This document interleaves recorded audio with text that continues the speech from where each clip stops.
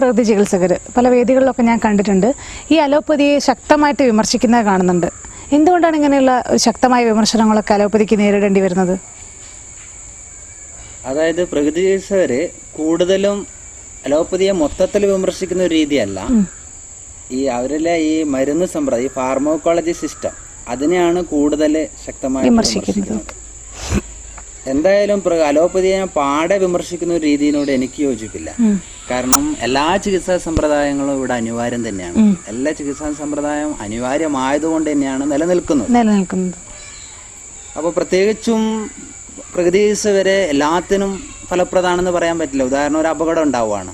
അപകടത്തിന്റെ കാര്യം ഞാൻ ചോദിക്കാൻ വിചാരിച്ചായിരുന്നു. റോഡ് അപകടങ്ങളൊക്കെ അല്ലേ? റോഡ് അപകടം വരികയാണ്, എന്തെങ്കിലും ഒരു വീഴ്ച പറ്റുകയാണ്. ഇപ്പൊ എല്ലൊന്ന് പൊട്ടാണ്. എല്ലൊന്ന് പൊട്ടിക്കഴിഞ്ഞാൽ നമ്മള് പൊട്ടി നുറുങ്ങി രണ്ട് പീസായി മാറുന്ന ഉള്ളിലെ എല്ലുകള്, അതിപ്പോ എന്താ പറയാ, ഓപ്പറേറ്റ് ചെയ്തിട്ട് സ്റ്റീലൊക്കെ വെച്ചിട്ട് അത് കറക്റ്റ് ചെയ്യണമെങ്കിൽ നമുക്ക് തീർച്ചയായിട്ടും ഇന്നത്തെ ടെക്നോളജി ആയിട്ടുള്ള അലോപ്പതി തന്നെയാണ് ഏറ്റവും ആവശ്യം.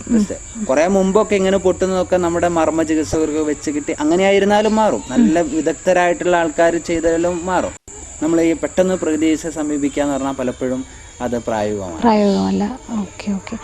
ഈ പേപ്പട്ടി വിഷബാധ, പാമ്പ് കടി പോലുള്ള, അതായത് അതും ഏതാണ്ട് നമ്മൾ ഈ അപകടങ്ങളിൽ പെടുന്നതാണ്. അതെ, പേപ്പട്ടി വിഷബാധ, അതുപോലെ പാമ്പ് കടിക്കുക, ഇത് ഈ അപകടങ്ങളിൽ പെടുന്നത് തന്നെയാണ്. അപ്പൊ പേപ്പട്ടി വിഷബാധയ്ക്കൊന്നും പ്രകൃതി അങ്ങനെ പേപ്പട്ടി വിഷബാധയ്ക്ക് മുമ്പ് പല പാരമ്പര്യ വൈദ്യന്മാരും ചികിത്സിട്ട് മാറ്റിയായിട്ടൊക്കെ നമ്മൾ കാണുന്നുണ്ട്. അലോപ്പതി കൊണ്ട് തന്നെ അത് മാറും എന്നല്ല, എന്നാലും ഇന്ന് അലോപ്പതിയിൽ വളരെ എളുപ്പത്തിൽ തിരിച്ചറിഞ്ഞിട്ട് എളുപ്പം അതിനെതിരെ മരുന്ന് ഉപയോഗിച്ച് മാറ്റാൻ പറ്റുന്ന ഒരു സംവിധാനം അലോപ്പതിയിൽ ഉണ്ട്. അപ്പൊ ഇത്തരം അപകടങ്ങൾക്ക് നമ്മൾ കഴിയുന്നതോ അങ്ങനെയുള്ള ട്രീറ്റ്മെന്റ് തന്നെ ചെയ്യുകയും ക്രമേണ അവരുടെ ആരോഗ്യത്തിന് കുറെ കൂടി തിരിച്ചു കിട്ടാൻ വേണ്ടി ആരോഗ്യാവസ്ഥ, കാരണം ഈ മരുന്ന് രാസവസ്തുക്കൾ ശരീരത്തിൽ ഉപയോഗിക്കുകയാണ്. ഉദാഹരണം, ഒരു പാമ്പ് കടി വന്ന് പാമ്പ് കടിച്ചു കഴിഞ്ഞാൽ നമ്മൾ ട്രീറ്റ്മെന്റ് ചെയ്യുക, ഇമീഡിയറ്റ്ലി വേണ്ടതൊക്കെ ചെയ്യുക. അതിന് രക്ഷ കിട്ടിക്കഴിഞ്ഞാൽ പിന്നെ ആരോഗ്യത്തിന്റെ ആ കെമിക്കൽ, ശരീരത്തിൽ ഒരുപാട് കെമിക്കൽ നമുക്ക് മോചനം കിട്ടാൻ വേണ്ടിയിട്ട് നമ്മളൊരു പ്രകൃതി ജീവൻ അനുഷ്ഠിക്കാം. അപ്പൊ കുറെ കൂടി ആ ക്ഷീണിതാവസ്ഥയൊക്കെ മാറിക്കിട്ടും.